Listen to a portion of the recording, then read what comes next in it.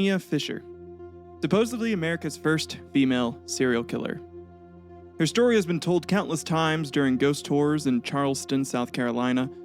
The legend goes that Lavinia grew up to marry John Fisher, and the couple lived near Charleston, South Carolina.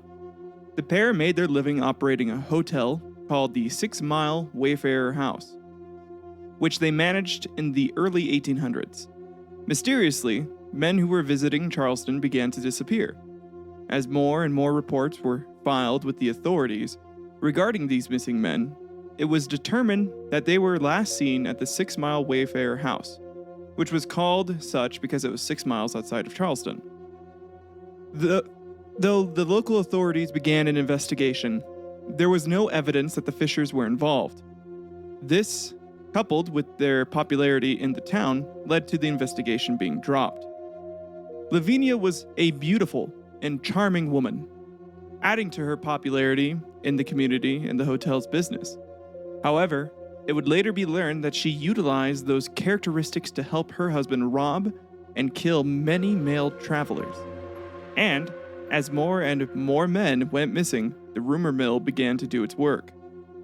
The locals soon gathered a group of vigilantes who went to the Fishers in February of 1819 to stop the activities. Though it is unknown what they may have said or done, they were satisfied with their task and returned to Charleston, leaving one man named David Ross to stand watch in the area. Early the following day, David Ross was attacked by 2 men and dragged before a group of men, along with Lavinia Fisher. He looked to her for help, but she choked him and smashed his head through a window. Somehow, Ross was able to escape and alert authorities. At nearly the same time, John Peoples traveled from Georgia to Charleston and, tired from his long trip, stopped at the 6 Mile House to see if they had a room. He was warmly greeted by the beautiful Lavinia, who informed him they didn't have a room available, but invited him for tea and a meal.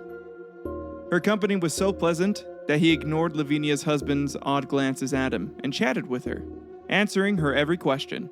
When she excused herself from the table momentarily, she returned with tea and good news. A room had suddenly become available, and if John still wanted it. He accepted, and Lavinia poured him a cup of tea.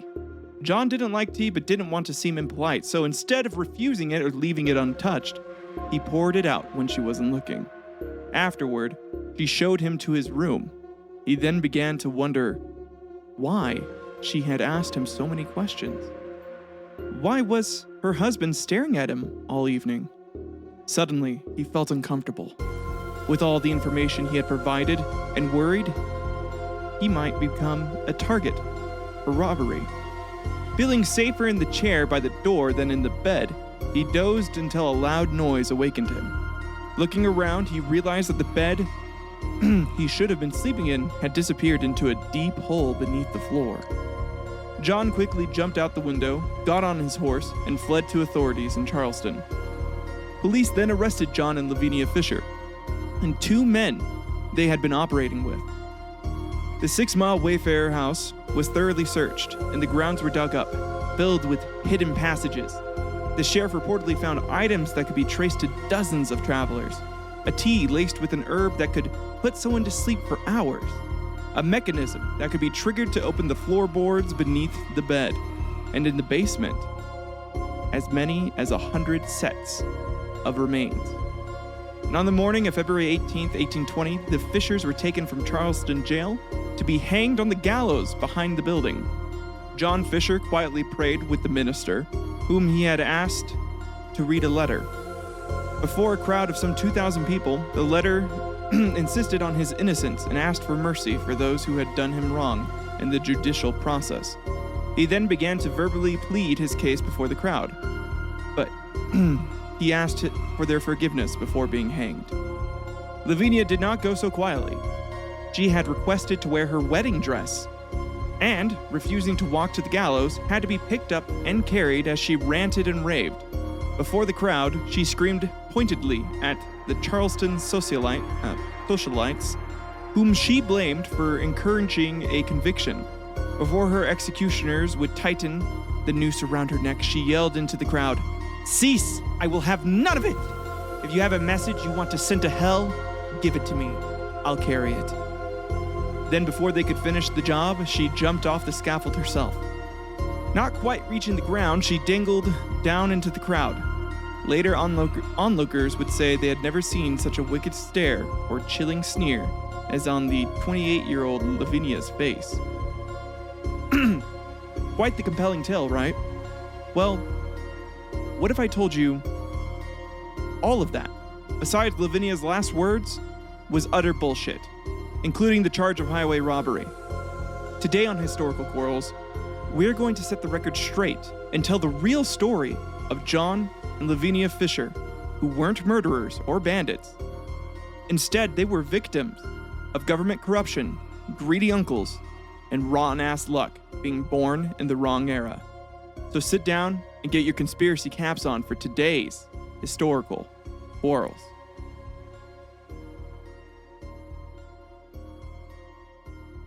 Welcome back to Historical Quarrels, everyone. Today's intro is going to be a wee bit longer than normal due to today's cold open being much longer than in previous episodes. Listen, I gave you guys about 5 minutes of content right there at the beginning, okay? So if you're upset with this right now, fucking deal with it, all right? First off, big shout out to Mike Ritz in the New Belief Studio. He's a talented listener of the show and a good friend. Recommended some great games to me and can't wait to try them out. He makes some of the coolest minis, wallets, keychains, and leather apparel that's great for cosplay or if you just want to look like a badass warrior. Seriously, the guy makes some really cool shit. Please go check out his shop online at newbeliefstudio.com. It's really cool. I mean, he made these really cool like Beetlejuice minis, and you can go see it on his online store. And I don't know, man. Like, I'm into D&D, and like if I ever had like a Beetlejuice inspired like setting or like part of my campaign, I'd definitely go to him, ask him to make something. So again, that is newbeliefstudio.com. Please go check it out. Second off, next week's episode will be much shorter than normal, as with the previous week to this episode. This is due to the fact that I will be on vacation with my family. Now that that's out of the way, let me give you a rundown of today's episode. First, I will be going over Charleston and what it was like during the year these quote-unquote killings and highway robbery took place. And then I will be going over events as they actually happened, according to documents that were pulled and found by Bruce Orr, whose book 6 Miles to Charleston I will be using today as the majority of for source of information. He does a very good job of compiling everything. If you are interested in learning a bit more about that time period in history, he goes over stuff in way more detail than I do in today's episode. I'm going to be focused on the tale of John and Lavinia. He goes over a couple other events surrounding that and makes a very compelling argument at the end as to who was actually, out to get them. I will be going over some of those theories, not quite as in detail. So if you want that, please go purchase the book 6 Miles to Charleston by Bruce Orr. I haven't written to him and been like, hey, man, I'm going to use your book. I haven't asked him that yet, but I figured as long as I say this and make sure everyone understands that this book does a great job of that, hopefully the author's not too mad that I'm using this, but it's on the historypress.net for the online edition, for the ebook version. So if you want to get that. But so yeah, after we go over all the events in order based off of the documents, we'll then go over some of those conspiracies. I'll go over the ones that I believe, and part of that's going to be part of the new segment for today's show after the, I guess, quote unquote timeline in a way. So let's go ahead and get into the main chunk of the episode then, shall we? You are listening to Historical Quarrels. Charleston, South Carolina, in 1819, was a city of fear, paranoia, and was on the verge of economic collapse. During this time in America, James Monroe was the president. Slavery was at its peak, though some early divides had begun between the states already on that issue. And the fear of a slave rebellion or native tribes attacking was an ever-present thought for its citizens.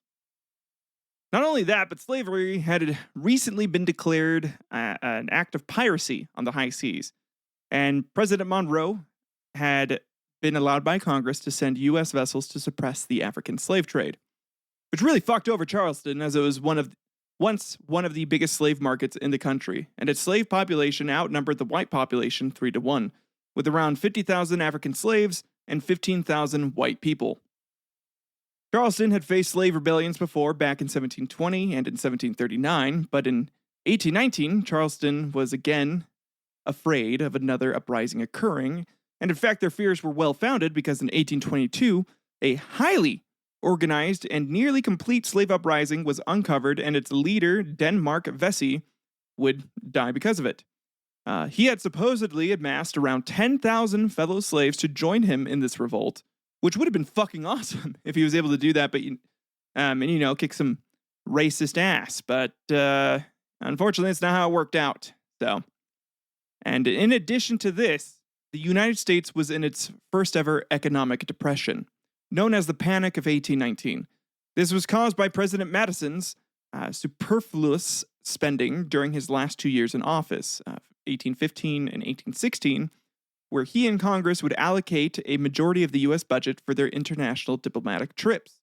Where it was eventually discovered that these trips weren't to multiple foreign countries, but instead just to France, specifically to the Palais Royal in Paris, where Madison and supposedly Napoleon, before he was captured, and then King Louis XVIII and various other unnamed U.S. government officials would meet, and instead of discussing international policies and establishing more beneficial trade relations, they partied hard.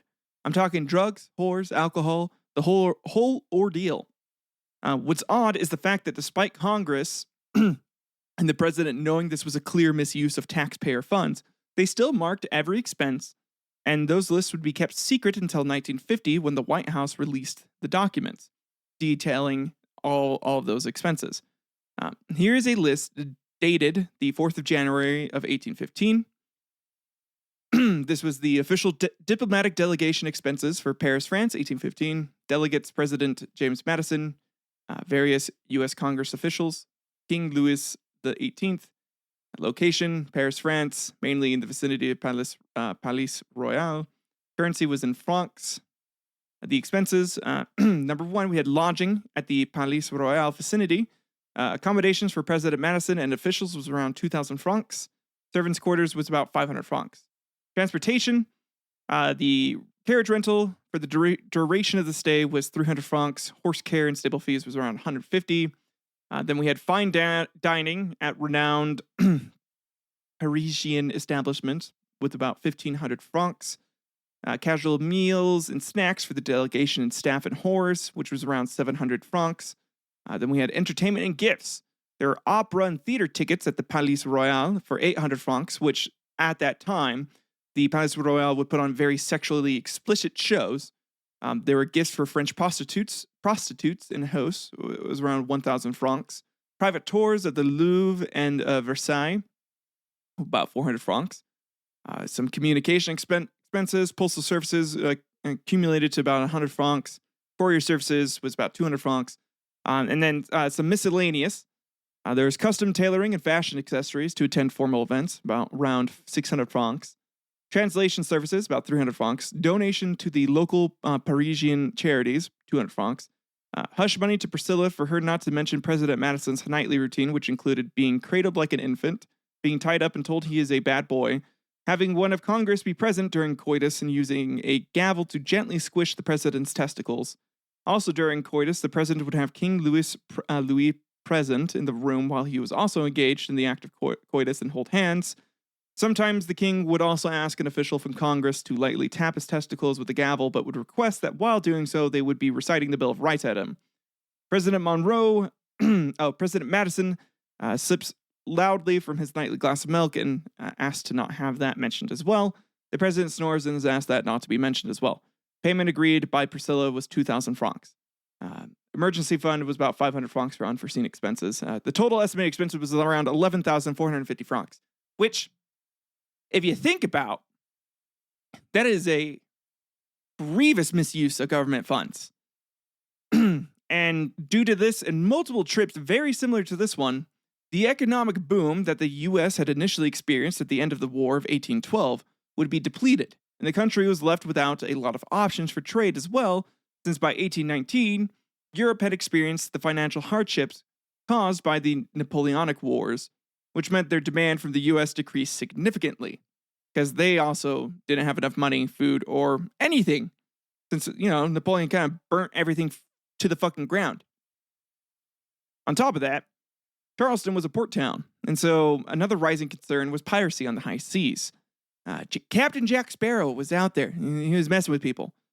Maybe not him, but other pirates. And by this time, pirates had realized that using their own flags and colors was a great way to be shot on sight by some country's navy.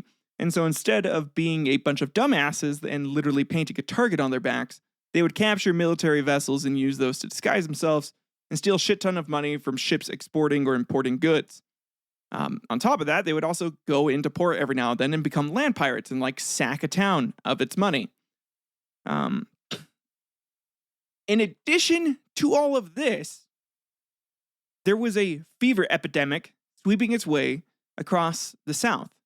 And for those of you familiar with American history, you know that fever was in fact boogie fever, a term that was coined after a sickness spread across the U.S. due to public gatherings to listen to a new type of music invented by John Fanning Watson and his clergy of mixed-race performers. Many historians consider this to be the true first band of jazz musicians. Unfortunately, it was bad luck for this band due to the mass spreading of this boogie fever. Many southern states would outlaw this type of music, deeming it to be ungodly and a weapon for the devil to help the African slave cause the white man harm, even though it was primarily the slave population that would die due to the boogie fever. Oddly, another reason for the name of the fever to be titled boogie was due to one of the symptoms causing the body to convulse and jump, twist and twirl in an almost rhythmic-like pattern until they would die from exhaustion, kind of looking like a dance. And clearly I'm fucking with you. It was the yellow fever epidemic, but hopefully I made that believable enough that I got a few of you to say, "Oh, dude, no way! That's crazy! That's where boogie fever comes from." No, it was there's a band that did the song titled "Boogie Fever," and what's funny enough though is the symptoms that I described are actual symptoms of a different disease, but it was spread in Germany around 1374. But all of this is to point out that Governor Geddes of South Carolina was in a tight spot financially. The current governor during this time period when these events would take place. And he would need a way to generate wealth for the state and himself during this time. It must have been getting real fucking desperate and would do anything to get himself out of a pickle. This guy quite literally used his own son to fight a duel for him, and his son would end up getting shot twice in the leg because of it. Because, he can't fight his own battles. He just wants to slime his way out of everything. And that is legit. I'm not messing here. That's who we're dealing with. That's the type of guy. Not only that, but Geddes would end up involved in America's first land fraud scheme in the purchase of Key West. So, we have a shady governor in charge of the state looking for ways to generate more income. And this will be very important later in our story. So with all of this in the way of generating revenue for the city, how did they generate income, you may ask yourself? Well, prostitution. Prostitution was the main method of doing so. So by essentially starting the pimp trade. No, I'm kidding. It was through wagon trade. And due to the desperation of people, highway robbery was commonplace for these wagon merchants. Because, again, this is also the primary merchants that are coming in and out now. And so these robbers they didn't have a lot of people to rob anymore on the high seas. And so they need to rob people on land. They had to be land pirates. But in response to these highway robberies, these rest houses essentially popped up between cities on the routes that these merchants would pass through. And the owners of these rest houses could make a decent living off of charging them room and board for the night or to use their water and feed for the merchants' horses. These houses' names were indicators for how far out they were from the city. So you'd have a 4-mile house that was 4 miles away from the city. The 4-mile Wayfarer house was, again, 4 miles away, 6 miles away, and, so on. John and Lavinia Fisher owned the 6-mile Wayfarer house near Charleston. And by the time our story starts, there had been multiple incidents already reported to the sheriff of robbers and card cheats nearby in some of these mile houses. Even one of the Fisher's neighbors, Stephen Lacoste, had filed a complaint about a missing cow that had wandered off, and he was certain had, quote, gone about fucking all the other farmers, that cheating whore. To which the sheriff did not try to pry into further as to why Mr. Lacoste was so agitated about about his cow supposedly engaging in extramarital relations.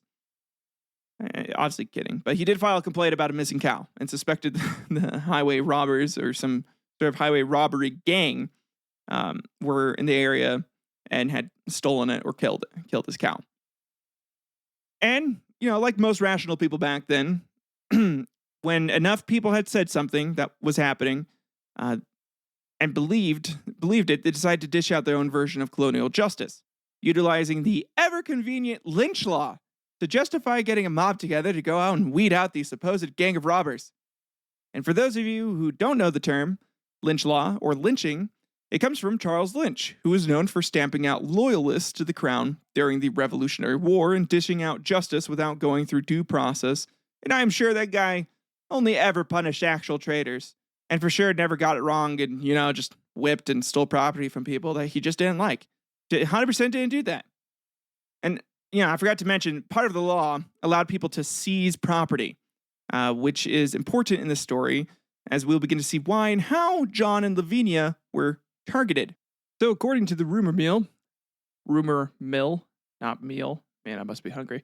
A gang of highway robbers had been active in the area of Ashley Ferry, which is just outside the city, and since no one could identify who the robbers were, the mob supposedly had permission from the owners of the farms that were being targeted to go out and find and disband this group of robbers themselves. The lynch mob first arrived at the 5-mile Wayfarer house and found a small group of people there and ordered them to leave. And these people did not take kindly to that. They resisted, fought back, potentially killed a guy or two. The lynch mob decided to just set fire to the building, and it would be nothing but cinders in a short time. They then reorganized and went to the 6-mile house, and probably because they had seen the smoke from the 5-mile house down the road, John, Lavinia, and the rest of the occupants there complied quickly, and the mob left David Ross inside the building to keep watch. Now, something Bruce Orr stresses in this book, in his book, 6 Miles to Charleston, is to remind us that not one of the victims of the robberies could identify their assailants, and this mob was there without legal authority. And I want to stress this as well as we continue on, as it is something important to remember, because think about how you would feel if a bunch of assholes from the city decide that your business/home is part of this supposed gang that's been terrorizing other people in the area. Now these people come by with guns and tell you to get out. I am positive most of you, if you had a gun at home and you saw a bunch of people who aren't cops with guns coming to your home or business, you'd probably try to kill them, or at the very least want to kill them. Well, during David Ross's occupation of the 6-mile house, an altercation took place and David Ross was attacked here. His sworn affidavit that was given to the sheriff on February 20th, 1819 goes, David Ross, having been duly sworn, deposeth that on yesterday about the hour of 9, William Haywood, I don't know why I'm doing it. I'm going to read it in a southern accent. So Haywood came to the 6-mile house of which he was in possession, accompanied by another person whose name is unknown by him, that the said Haywood cursed him, collared him violently, and pushed him out the doors. The deponent then again re-entered the house and asked to take away the few articles that belonged to him. Haywood put his hand into his bosom and said, "You damned infernal rascal, if you lay a hand on anything, I will blow your brains out." By this time, Fisher and his wife Lavinia Fisher came up with 2 other men, whose names are unknown to him. That Lavinia Fisher laid violent hands upon him, choked and boxed his head through a pane of window glass. Whilst I was endeavoring to get away from them, Haywood and Fisher beat him unmercifully with loaded whips aided and assisted by 2 other men, whose names are unknown to him. There was also another woman who aided and assisted. Whilst they were beating him, the deponent leapt out of the piazza and crossed the road through the woods. Then he got to the 4-mile house, but just as he had entered the woods, they fired at him. He got at least into the main road and on his way to town, near the Freitas Bridge. He saw the whole party come into town. Fisher exclaimed several times, "You damned infernal rascal, if I ever catch you, I will give you 100 lashes." David Ross would later name James McElroy as one of the people responsible for beating his widow body. Oh, was sensuous. And, sorry. I mean, to be honest, this David Ross was part of that group that burnt down Hayward's home and business, and the Fishers were neighbors with Hayward, so my theory is Hayward arrived to the 6-mile house, told the Fishers what had happened to him, and then everyone rightly got pissed off and beat the shit out of this lynching asshole. Not only that, but David Ross is actually tangentially related to John Fisher, as he is the brother-in-law to one of Colonel George Fisher's daughters, which is important to remember because Colonel George Fisher is the uncle of John Fisher and is a potential suspect as to who would have set the Fishers up, essentially.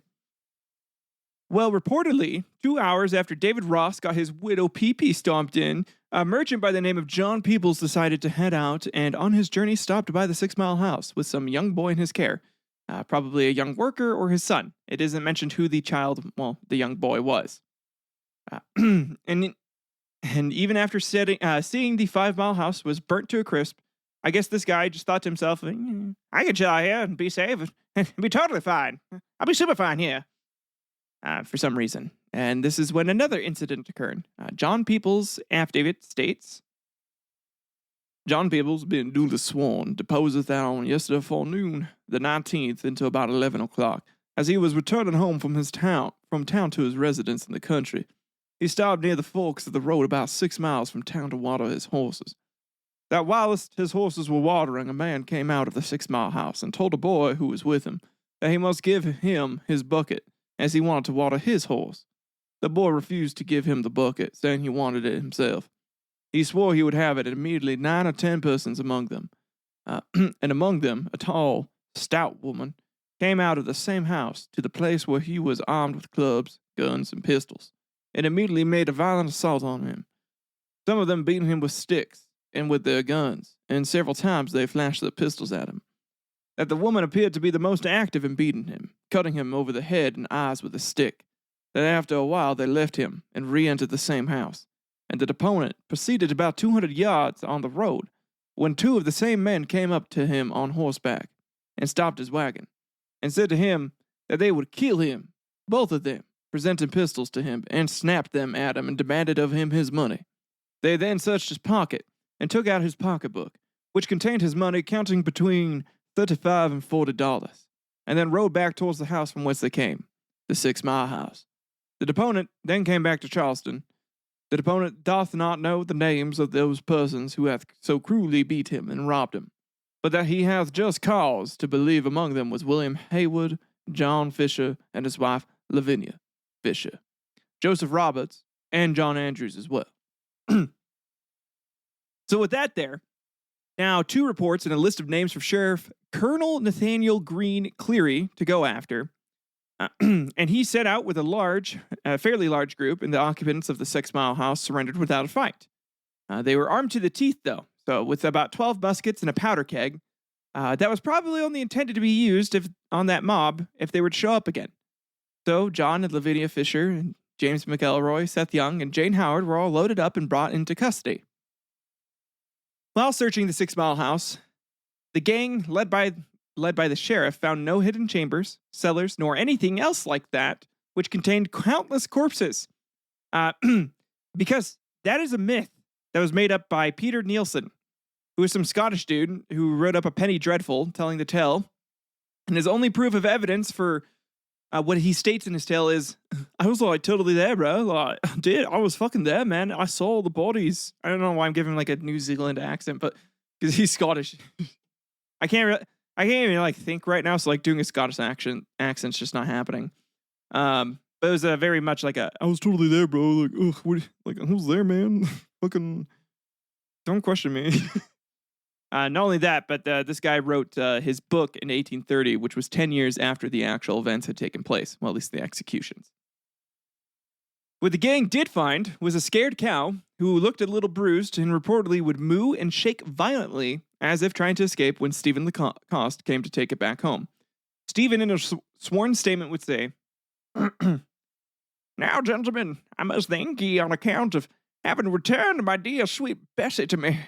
I will ensure Bessie does not go about floozing herself to just any farmer anymore. This bitch needs to be taught a lesson. Because you can't let bitches get uppity and start thinking your money is their money. You know what I'm saying? I'm going to teach Bessie what it means to be rough when being handled, so she knows not to wander off this far again. I still cannot believe she would go to the Fishers. I swear to God Almighty, John wouldn't know how to handle this much woman if it sat on his face. Thank you, officers. I'll be on my way now." The deponent then departed shortly after making this statement and proceeded to rub his cow's hindquarters rather roughly, while forcefully applying the back of his hand to the cow's face and yelling obscenities at her. The only dead bodies that did show up were on February 26th, 1819, when reports of a fresh grave found not on, but near the 6 Mile house showed up, and Coroner Stevens went to the location and found a dead man and an African woman in the shallow grave. They were both dead. They listed her with basically the N-word. I'm not going to say the N-word in this show. So, but like in the report. So I'm just not going to directly read from the report because I don't like that. You know, not my favorite way to like, even in history. It's not like I'm trying to hide history or like sugarcoat it. It's just, I don't like saying the word. So, for those of you there, like, why isn't he saying the N-word? Well, that's why. Because you don't have to. I can just say African woman, and you guys get it. It was a slave, and because people sucked back then and were super racist and terrible. Anyways, these people were believed to have passed 10 days prior to the incident being reported. It is possible this man was killed during the assault on the 5 Mile house, as they had fought back initially, and some casualties were reported, or at least some people were not accounted for, and so casualties were assumed. Also, while they did find a cow, it was dead. It was a dead cow, believed to have been Mr. Lacoste's cow, at least his hide. And he didn't come back to take his cow and say that weird shit. In case you were concerned, that was real, and asking yourselves why the hell they didn't stop that cow fucker. Which honestly, they probably wouldn't have. Even if, he was being fucking weird and just straight up blatantly admitting to cow fucking, as, and animal fucking was just considered a sin and would not be illegal until the 1950s in the U.S., which is wild as shit to think about. It took until the 50s here for the United States to be like, yeah, maybe we should make it illegal for people to fuck their animals. It's kind of weird. Like, that should be illegal now. The 50s. We're all like Zen and shit. Not really. The Babylonians in their society knew it needed to be illegal a few thousand years ago, but the United States didn't think to do that until the 50s, I guess. Oh my God. That's wild. Anyways, continuing on the story. Sorry, I like to go off on tangents in this show if you're a new listener. It's what I like to do. And if you don't like that, go find another show. Fuck you if you don't like it. Okay? Anyways, so now you know the Fishers probably never killed anyone and were the targets of a lynch mob, and were taken to jail. On Monday morning, February 22nd, 1819, Sheriff Cleary had John and Lavinia Fisher, James McElroy, Seth Young, Jane Howard, and William Hayward in custody, and more arrests would continue as they brought down this supposed gang, and James Sterrett, who was familiar with the law for various crimes, John Smith, and Joseph Roberts were added. Added to the list of names but never arrested were William Andrews and F. Davis. They were on the list of persons named by David Roston as affidavit. So Sheriff Cleary brought in John Peoples, did a lineup. Since Peoples didn't know the name of his assailants, Cleary would say he had 20 to 30 witnesses there to ensure the identification process wasn't tainted in any way. But John Fisher would later accuse him of having identified him as he was walking into the lineup, which we will go over at the end of today's story. So, after Peoples reportedly identified John and Lavinia, William Hayward and John Roberts went to court for their quote-unquote assault on David Ross on March 23rd, where 65-year-old they Peoples had reportedly identified them as his assailants, and then John and Lavinia, William Hayward, and John Roberts all went to court for their assault on David Ross on March 23rd. And this was presided by 65-year-old senile judge Elihu Bay, who was said to be crotchety and needed to have evidence shouted at him so you could hear it, which is hilarious. I mean, could you imagine a courtroom today with shit like that happening? Like, Your Honor, as you can clearly see, my client could not have been the one wearing the clown costume when Mr. Brooks was violently attacked and sodomized with a, quote, honking clown nose, as he's been medically proven to have coulrophobia and therefore would have been unable to have even been in that hall of mirrors without violently screaming and running away, most likely into the mirrors, which would have caused Mr. Brooks ample time to escape. And the judge would be like, what did you say again, Sonny? My client has been medically proven to be terrified of clowns, therefore could not have assaulted and sodomized Mr. Brooks with the clown nose while in the Hall of Mirrors. He terrorized clowns and assaulted and sodomized Brooks with a ball of mirrors? Oh, for the love of Christ, he did. Yeah.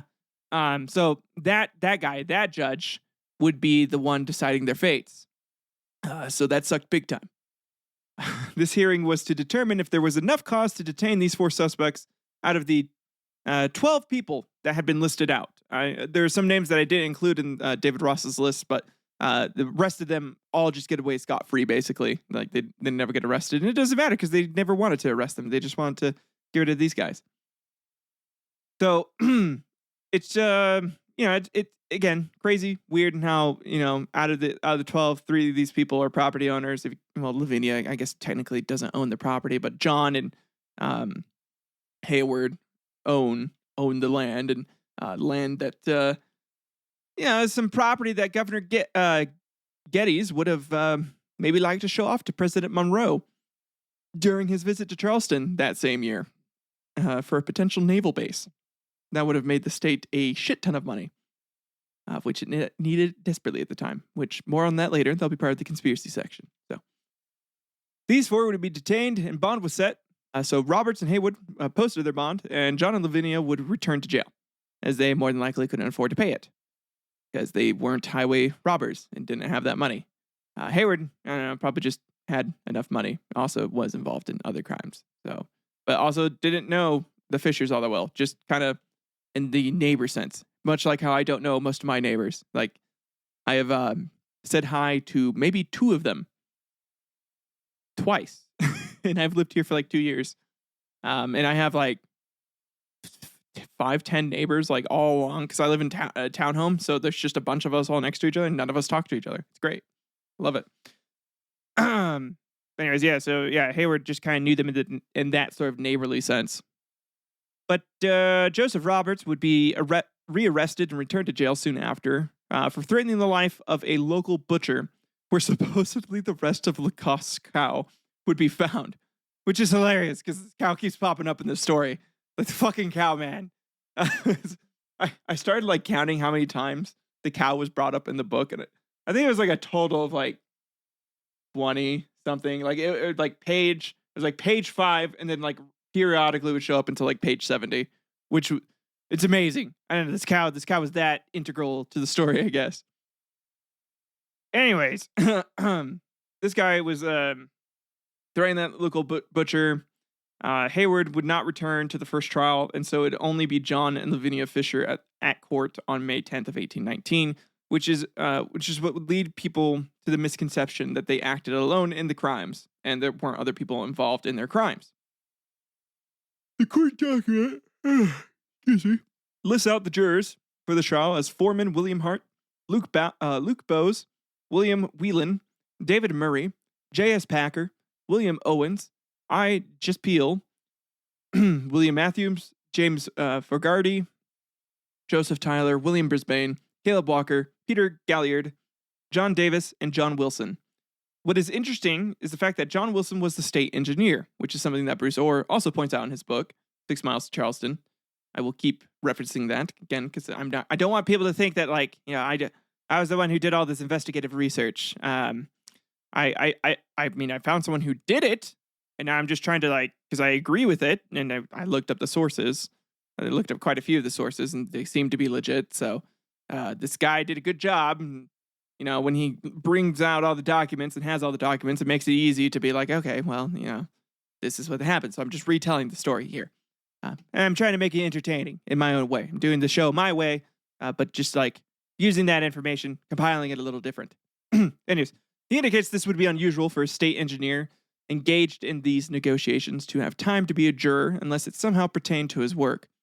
And for those of you that are unaware, state and local officials can choose to be exempt from participating in a jury and aren't required like the rest of us peasants. So, John Wilson, choosing to do this while in the middle of negotiations, still is an oddity to this case because, if he definitely would have had better shit to do unless it pertained to the work he was currently doing. On that note, on May 27th of 1819, the case would be heard. And interesting to note that in David Ross's statements, he never made a clear indication who held, pointed, and fired the weapon at him, which, for this case, they're all being tried for assault with the intent to kill, which, if I were a lawyer, I would have found this to be an easy W, right? Just immediately ask which person fired the deadly weapon and then absolve everyone else of the charge, as they couldn't have performed the act since only one person assaulted him with a gun. That was his original statement. And then I could get him tied up in a contradictory statement and get the case thrown out. Which it should have been thrown out anyway. This case is just it was a monkey court. Didn't fucking really mean anything at all. And again, while I'm sure throwing one of my clients at the bus, potentially, if he can't actually name someone, then there isn't enough evidence. But this is colonial justice, and worse, this is Southern colonial justice. During a time where they viewed the Bill of Rights as nothing more than a treaty between the federal government and the states, believing they should be able to pick and choose whatever the hell rules they want to follow. Because it's the South, and down in the South, I get to pick and choose whatever the fuck I want to do. And if I want to be a slave-owning racist, I'm going to be a slave-owning racist, god damn it. Fuck you, North. And that was the start of the Civil War, essentially. So John and Lavinia were left in the capable hands of Attorney Davis Heath, and they decided to plead not guilty. Heath had around 12 years of legal experience at the time of their trial, but the prosecution brought in the big guns because the Attorney General for South Carolina was Robert Hayne, who, if you don't know, was a huge proponent of states' rights and gave zero fucks about the Bill of Rights. So, the unlawful search and seizures, cruel and unusual punishments, and multiple other basic rights that were violated by the sheriff and the lynch mob, of which they should already be in trouble for, was not a concern. There was also this guy, Robert Hayne, that was part of the Great Debate in 1830 on the Senate. Yeah, this guy was talented. He was a talented fucker. John and Lavinia were really victims of just the absolute worst fucking luck at this point. And Robert Hayne was just the cherry on top of this shit sundae. Their attorney, I am sure, did his best, but Robert had that sweet, sweet southern talk in circles until you agree with him way about him. And John and Lavinia were found guilty. Then on June 2nd of 1819, John and Lavinia were brought before Judge Colcock for sentencing, and their attorney presented a notice that a motion for a new trial would be made at Constitutional Court, to which there were no objections. During this time, Hayward would be listed as a fugitive, on the run from the long arm of the law. Oh, mama, I can hear you crying. You're so scared and all alone.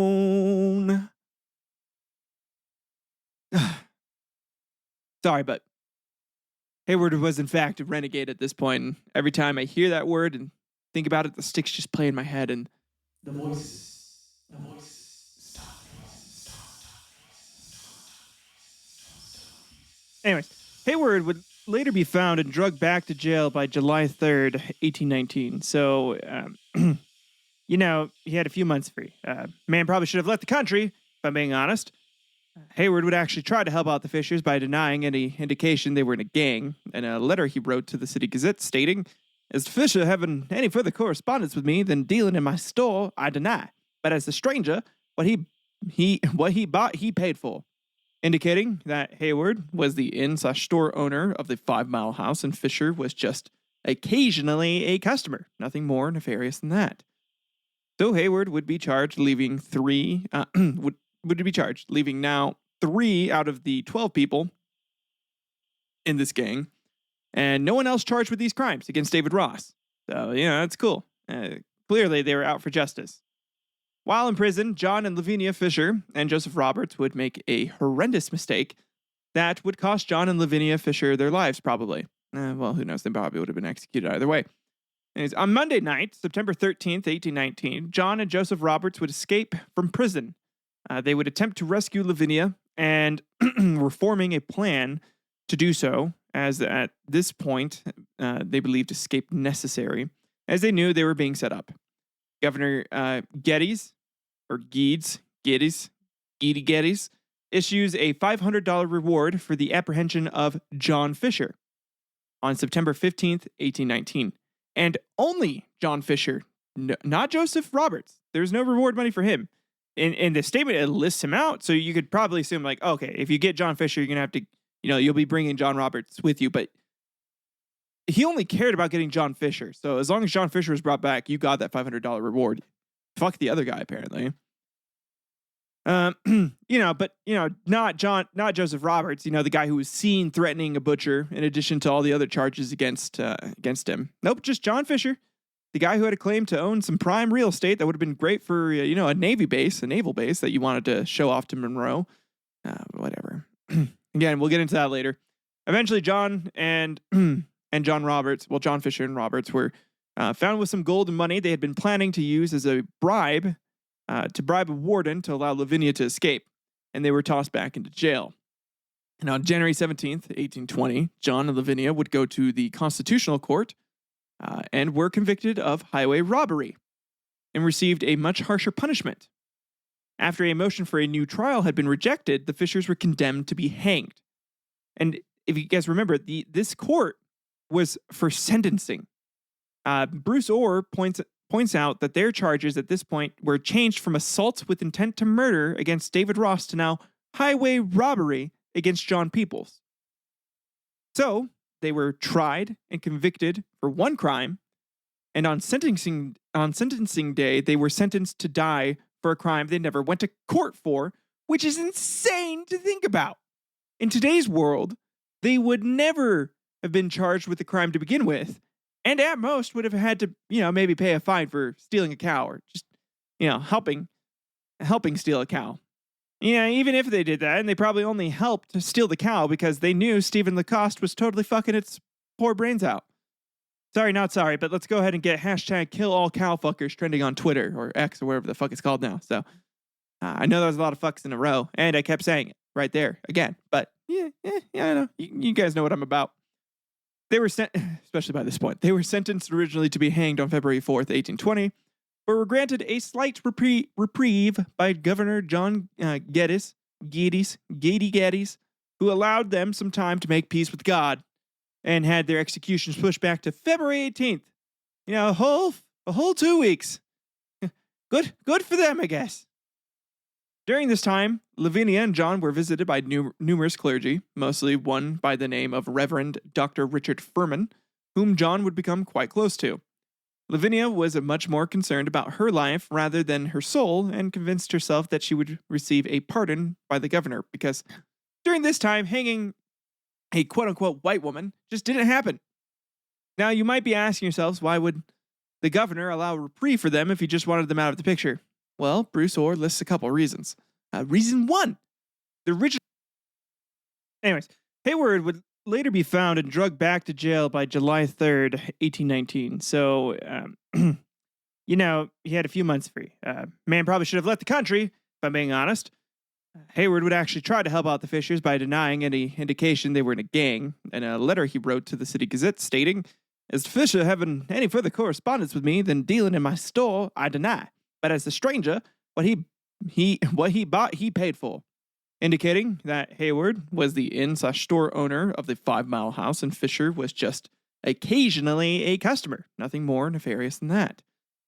So Hayward would be charged leaving leaving now 3 out of the 12 people in this gang, and no one else charged with these crimes against David Ross. So, that's cool. Clearly, they were out for justice. While in prison, John and Lavinia Fisher and Joseph Roberts would make a horrendous mistake that would cost John and Lavinia Fisher their lives, probably. Well, who knows? They probably would have been executed either way. Anyways, on Monday night, September 13th, 1819, John and Joseph Roberts would escape from prison. They would attempt to rescue Lavinia and were forming a plan to do so, as at this point, they believed escape necessary, as they knew they were being set up. Governor Geddes issues a $500 reward for the apprehension of John Fisher on September 15th, 1819. And only John Fisher, not Joseph Roberts. There's no reward money for him. In the statement, it lists him out, so you could probably assume, like, okay, if you get John Fisher, you're going to have to, you'll be bringing John Roberts with you, but he only cared about getting John Fisher. So as long as John Fisher was brought back, you got that $500 reward. Fuck the other guy, apparently.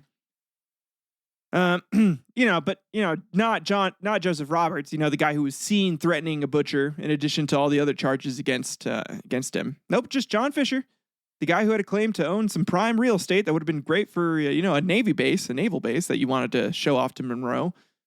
Whatever. Again, we'll get into that later. Eventually, John and John Fisher and Roberts were found with some gold and money they had been planning to use as a bribe to bribe a warden to allow Lavinia to escape, and they were tossed back into jail. And on January 17th, 1820, John and Lavinia would go to the Constitutional Court and were convicted of highway robbery and received a much harsher punishment. After a motion for a new trial had been rejected, the Fishers were condemned to be hanged. And if you guys remember, this court was for sentencing. Bruce Orr points out that their charges at this point were changed from assault with intent to murder against David Ross to now highway robbery against John Peoples. So they were tried and convicted for one crime, and on sentencing day, they were sentenced to die for a crime they never went to court for, which is insane to think about. In today's world, they would never have been charged with a crime to begin with, and at most would have had to, maybe pay a fine for stealing a cow or just, helping steal a cow. Even if they did that, and they probably only helped to steal the cow because they knew Stephen Lacoste was totally fucking its poor brains out. Sorry, not sorry, but let's go ahead and get hashtag kill all cow fuckers trending on Twitter or X or wherever the fuck it's called now. So I know that was a lot of fucks in a row, and I kept saying it right there again. But yeah, I know. You guys know what I'm about. They were especially by this point, they were sentenced originally to be hanged on February 4th, 1820, but were granted a slight reprieve by Governor John Geddes, who allowed them some time to make peace with God and had their executions pushed back to February 18th.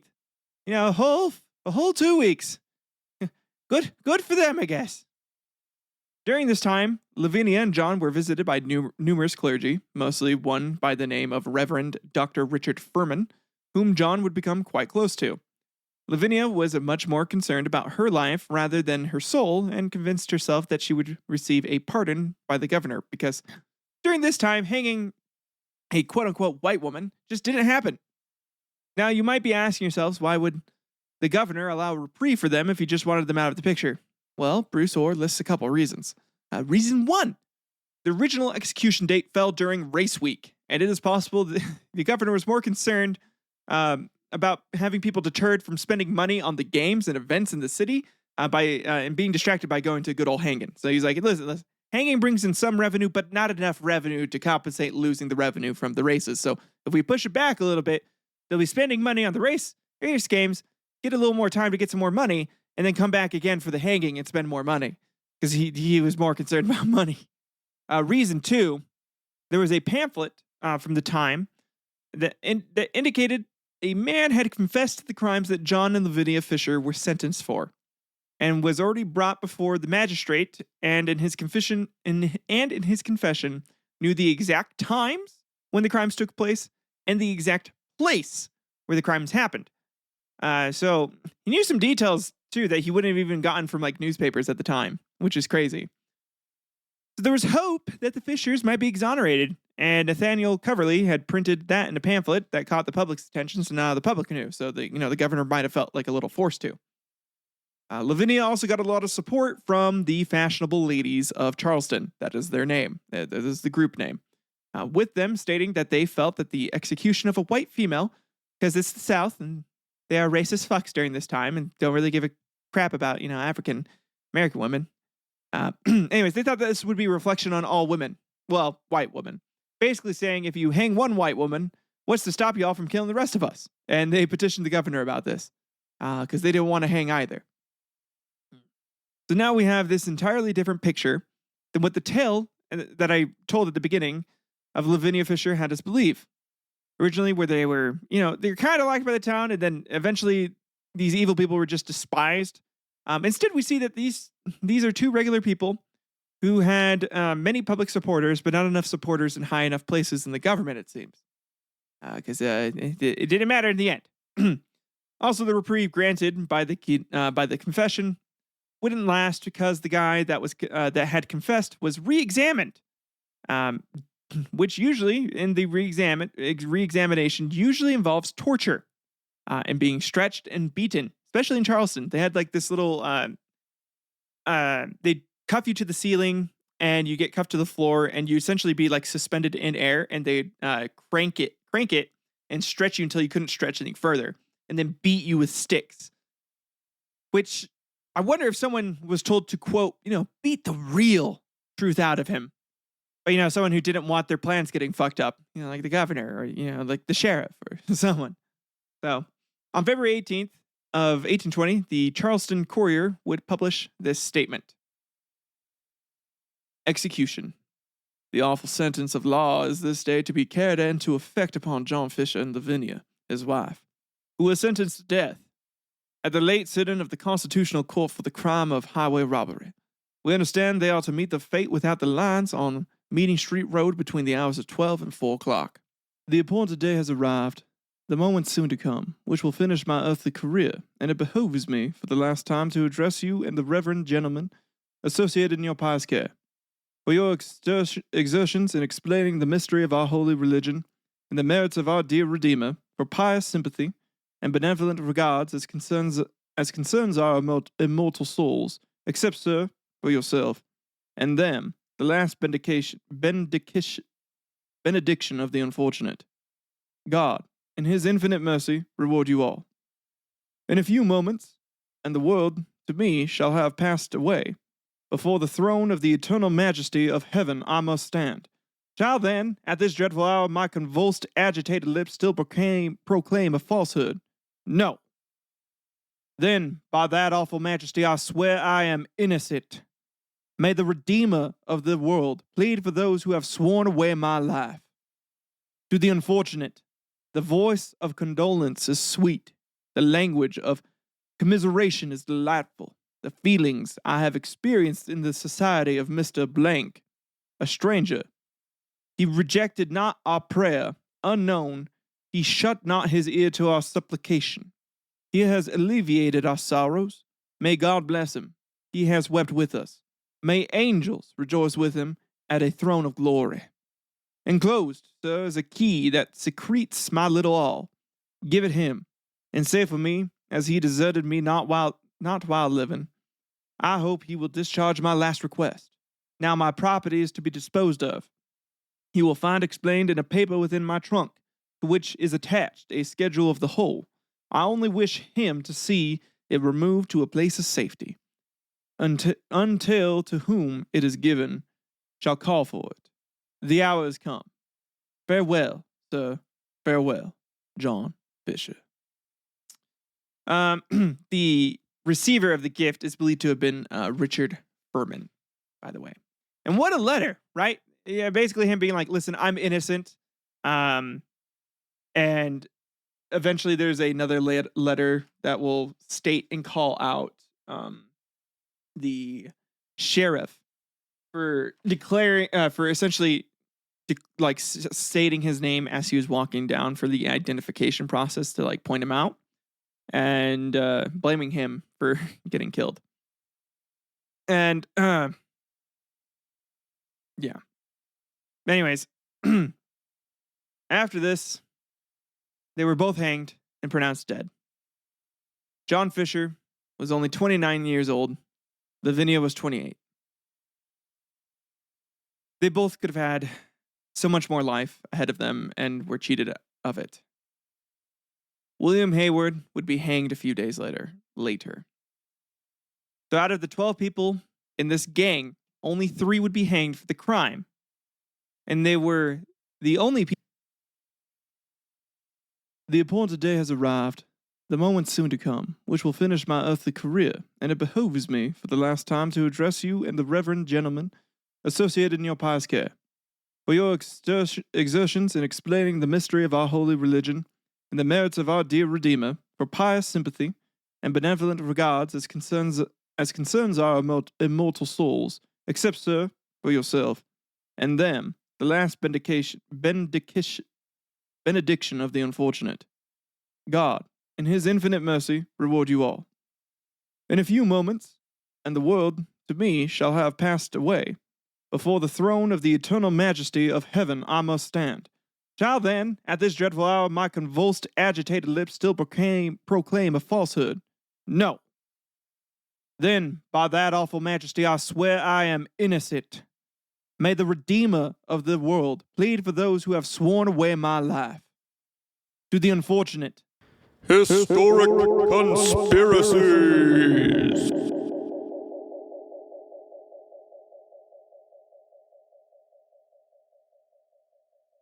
Today we're going to be going briefly, and I do mean briefly, over the conspiracies that are believed to have taken place in this tale. The first one is John Fisher had claim to some land. So John Fisher's father, he was essentially granted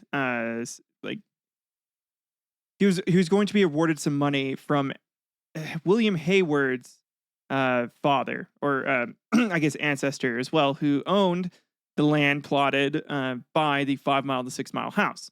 And so the idea here is that John and Hayward were essentially the owners of this land, and that the money that was paid back to John's dad was in form of the land that was given. And so that's why John and Lavinia had the house. The second one is Colonel George Fisher was John's uncle and was the executor of John's dad's will, and had recently lost land, and so needed the heir to be out of the picture. And so his son-in-law, Mr. Ross, had his brother, David, get a mob together to lynch and seize it out of his hands. So by using lynch law, Colonel George Fisher would have been able to essentially take the land back from his nephew. And the other conspiracy here is that Lavinia Fisher was potentially a mulatto or mixed race slave of Colonel George Fisher, as there is a bill of sale for one Lavinia Fisher in like 1807 to the Ross family.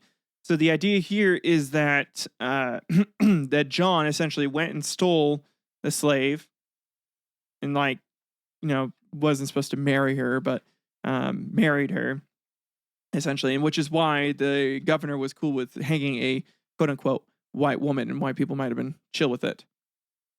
And then Governor Geeds was a con man later in life, and this may have been his first attempt at conning out some land from people, or really just like robbing it from them. There's also the sheriff. The sheriff was up for re-election and was rounding up all of the quote unquote ne'er-do-wells that he, regular people that he knew had been in trouble with the law in the past.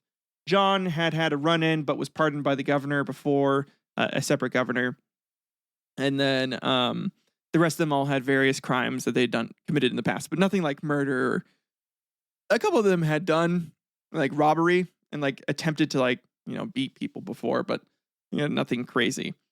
If you want to learn more about these conspiracies and get a little bit of like a deeper dive into it, please go check out 6 Miles to Charleston from Bruce Orr. It's a really good book. He ties together a lot of information really well.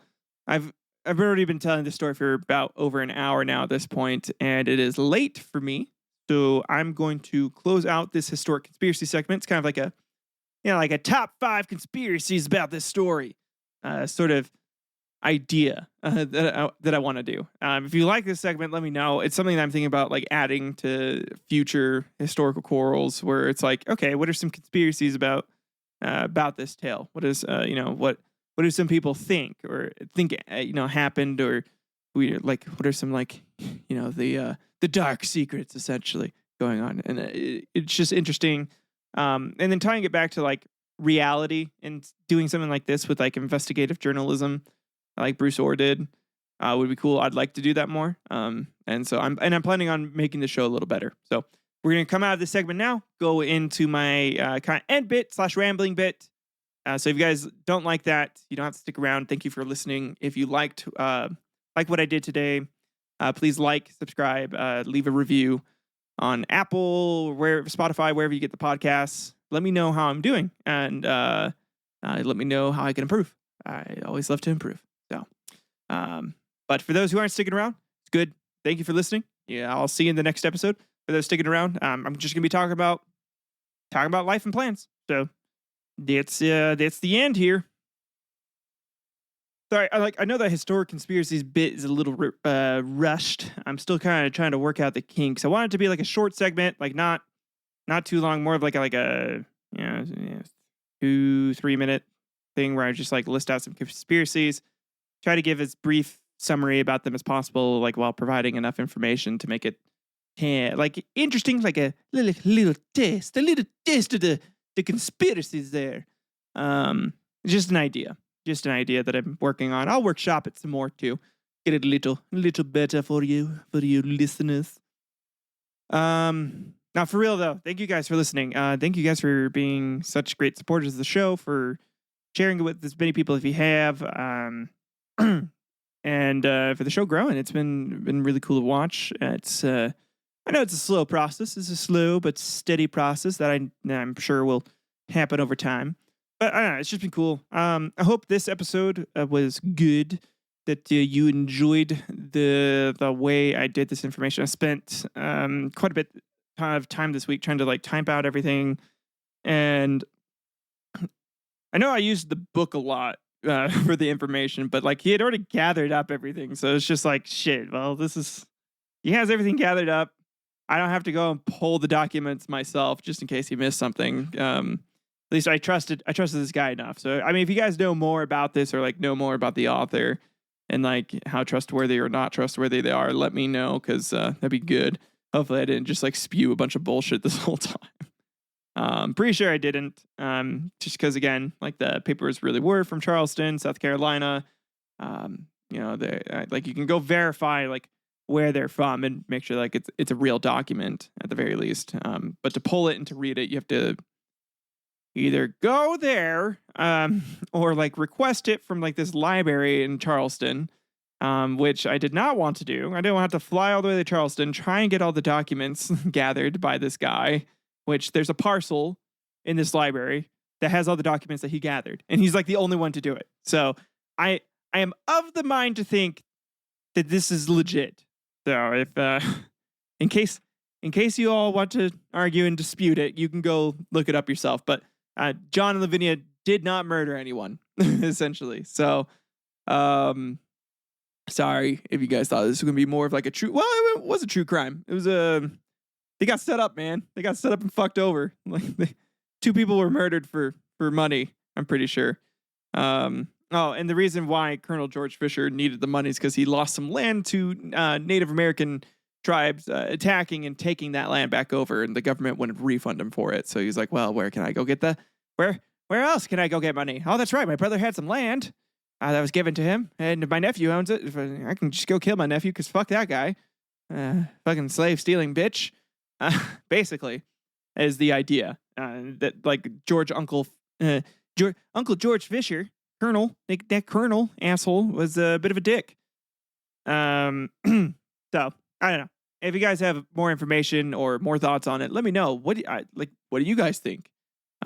Based on the information that was provided and the court records and documents that were shown, and like based off of like just the common sense too, because like again, they were tried and convicted for one crime, a crime, by the way, where a mob came out of nowhere, went onto their property, attacked them, and they were apparently expected to just not defend themselves.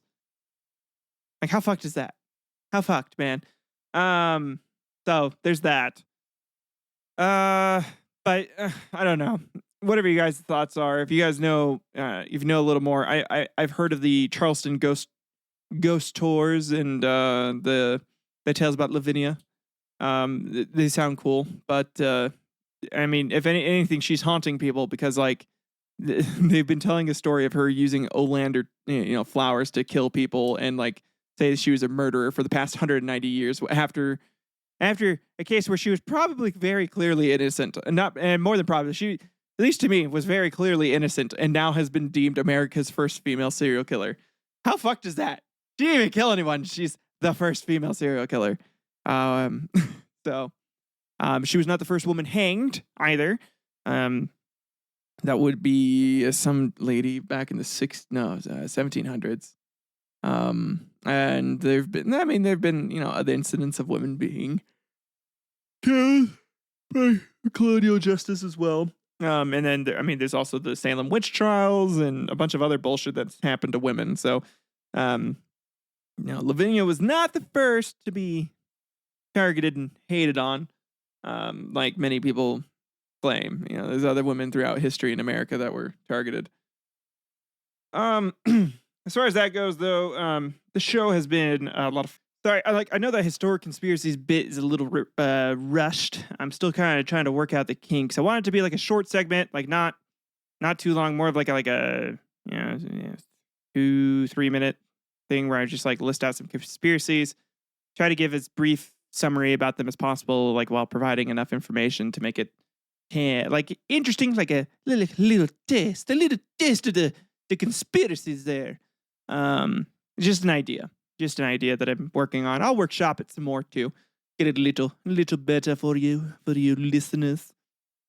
Now for real though, thank you guys for listening. Thank you guys for being such great supporters of the show, for sharing it with as many people if you have, and for the show growing. It's been really cool to watch. It's I know it's a slow process. It's a slow but steady process that I'm sure will happen over time. But I don't know, it's just been cool. I hope this episode was good, that you enjoyed the way I did this information. I spent quite a bit of time this week trying to like type out everything. And I know I used the book a lot for the information, but like he had already gathered up everything. So it's just like, shit, well, he has everything gathered up. I don't have to go and pull the documents myself just in case he missed something. At least I trusted this guy enough. So, I mean, if you guys know more about this or like know more about the author and like how trustworthy or not trustworthy they are, let me know, because that'd be good. Hopefully I didn't just like spew a bunch of bullshit this whole time. Pretty sure I didn't. Just because, again, like the papers really were from Charleston, South Carolina. They like you can go verify like where they're from and make sure like it's a real document at the very least. But to pull it and to read it, you have to either go there or like request it from like this library in Charleston, which I did not want to do. I didn't want to have to fly all the way to Charleston, try and get all the documents gathered by this guy, which there's a parcel in this library that has all the documents that he gathered, and he's like the only one to do it. So I am of the mind to think that this is legit. So if in case you all want to argue and dispute it, you can go look it up yourself. But John and Lavinia did not murder anyone, essentially. So, sorry if you guys thought this was going to be more of like a true... Well, it was a true crime. It was they got set up, man. They got set up and fucked over. Like, 2 people were murdered for money, I'm pretty sure. And the reason why Colonel George Fisher needed the money is because he lost some land to Native American tribes attacking and taking that land back over, and the government wouldn't refund him for it. So he's like, well, where can I go get where where else can I go get money? Oh, that's right. My brother had some land that was given to him, and my nephew owns it. If I can just go kill my nephew, because fuck that guy. Fucking slave-stealing bitch. Basically, is the idea that, like, Uncle George